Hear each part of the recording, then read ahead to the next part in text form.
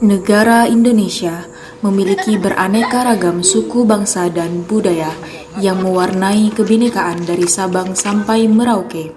Berdasarkan hasil sensus penduduk tahun 2010, terdapat 31 kelompok suku bangsa dan lebih dari 1.300 suku bangsa yang ada di Indonesia.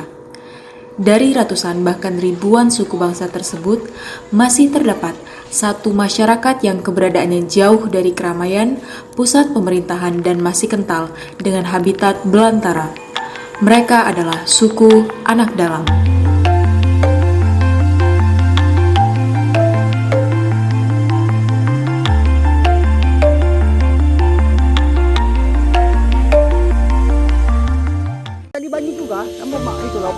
Kehidupan yang unik dan eksotik merupakan sebab kepopuleran mereka.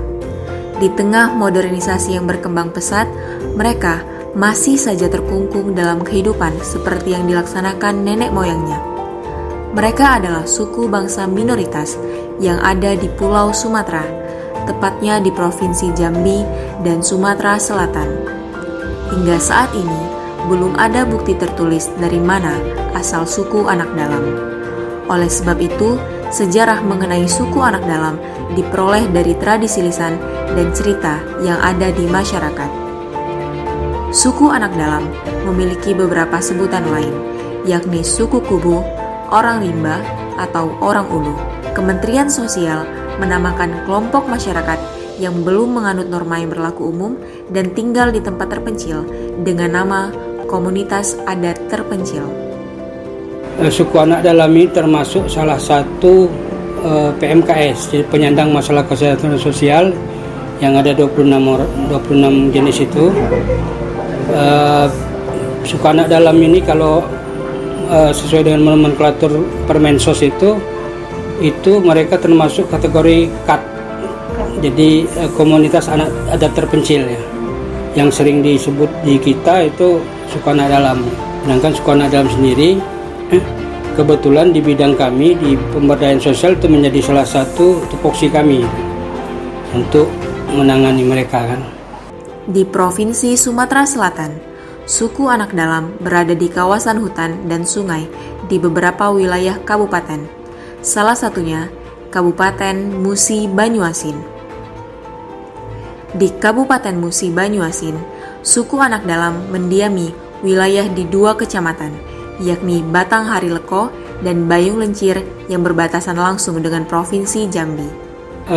Yang sudah kami kunjungi itu di Desa Sakosuban, kemudian di Desa Muara Medak ya perbatasan dengan Jambi, kemudian di perbatasan Jambi juga ada di Muara Bahar. Itu yang kami tahu.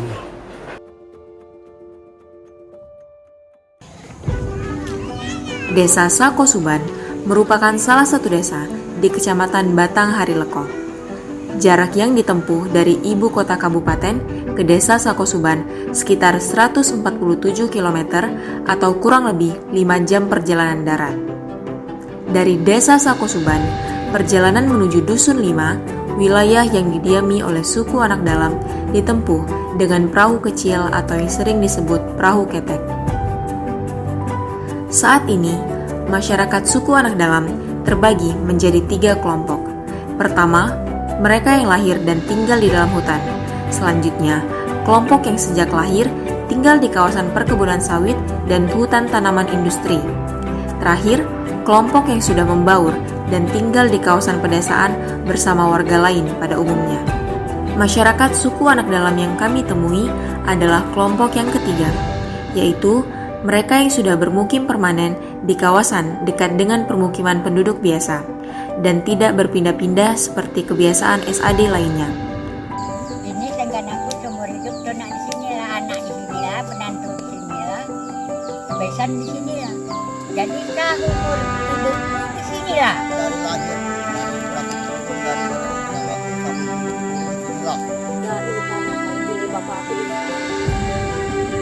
Berarti Bu pernah mengalami tinggal hutan itu pernah? Namun, mereka masih mengadopsi beberapa kebiasaan saat tinggal di hutan. Bagi kelompok suku ini, hutan adalah tempat berteduh sekaligus tempat untuk mencari makan. Mereka tetap kembali ke hutan, baik untuk tinggal maupun hanya untuk mencari bahan pangan. Bagaimana kehidupan mereka? Apakah sama dengan masyarakat lainnya atau justru jauh berbeda?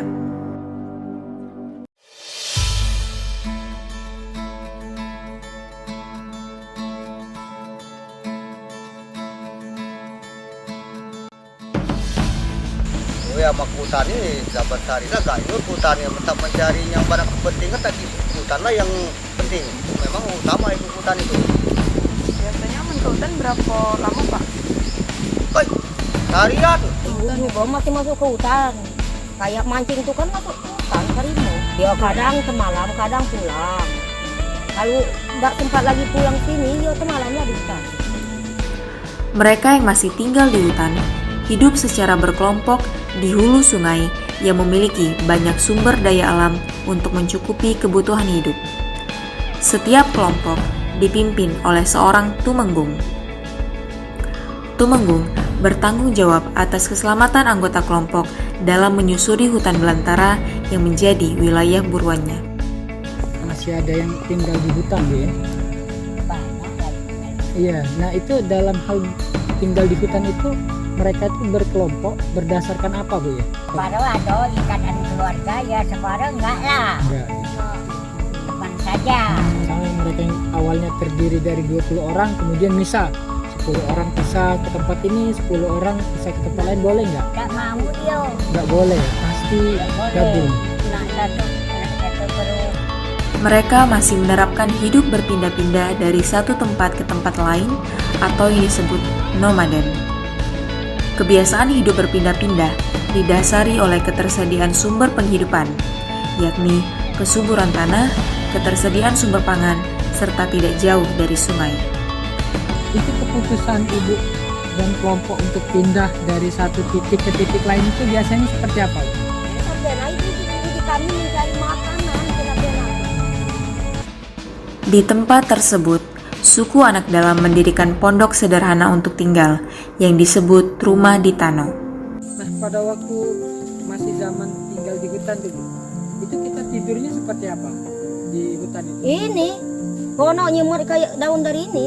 Iya, nyancang-nyancang kayu atap ini. Kira-kira butuh berapa lama Bu bangun sebuah pondok ini? Nah ini murah, di hutan 1 jam sudah ini. Semasa di hutan dulu, masih tinggal di hutan, kan pernah ada yang meninggal tuh. Iya, di Itu kamar juga. dikubur di mana Bu? Di hutan. Di tempat di mana kita jadi titik tinggal itu. Bu? Iya, di situlah. Bersamaan dengan masa duka tersebut, tradisi melangun dilakukan. Mereka meninggalkan daerah semula yang dianggap telah membawa sial dan meninggalkan daerah tersebut untuk mencari tempat yang baru. Sama seperti masyarakat pada umumnya, masyarakat suku anak dalam juga hidup berpasang-pasangan melalui ikatan perkawinan. Nikahnya usia berapa? Kalau nikahnya sekitar 16. Umur 16. Usia yang di sini ya untuk 15 ke atas, 15 ke bawah itu tidak boleh. Oh, belum boleh ya Bu ya? Belum. Sebabnya kan dia membina rumah tangganya belum bisa. Nah, ada dengan orang suku ini kan yang bisa ngawinkan orang. Dia tidak pernah kan kawin keluar. Nah, sebelah menemelas, sebelah perempuan, sebelah laki-laki itu bawa jajan, kumpul dia itu kan.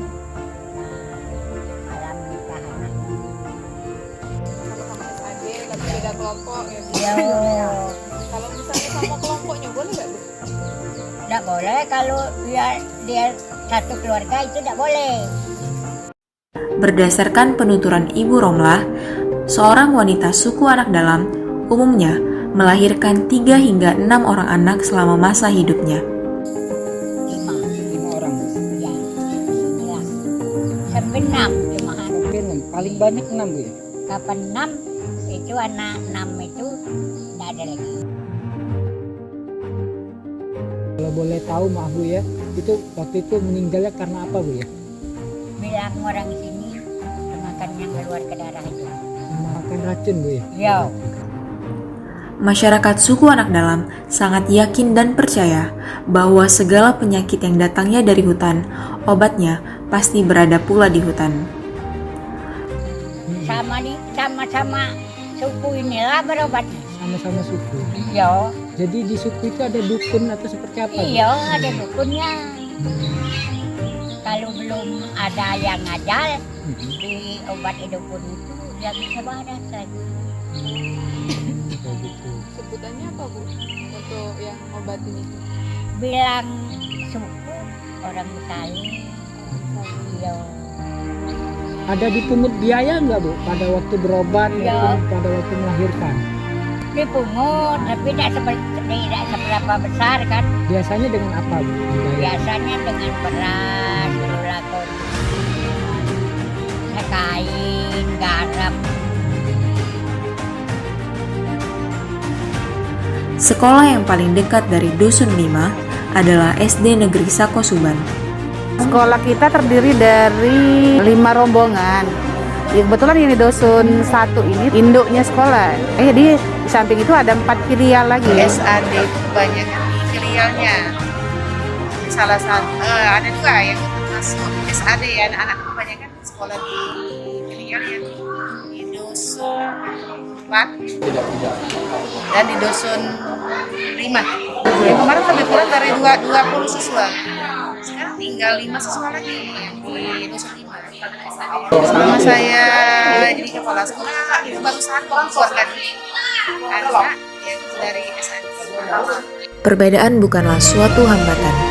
Perbedaan merupakan sebuah keunikan dalam bermasyarakat. Perbedaan menambah indahnya perpaduan warna di dalam lukisan yang menggores kanvas kehidupan berbangsa dan bernegara. Karena perbedaanlah yang menyatukan dan membuat bangsa ini kuat. Dirgahayu Indonesia, pulih lebih cepat, bangkit lebih kuat. Selama hidupku, biarpun saya pergi jauh, tidak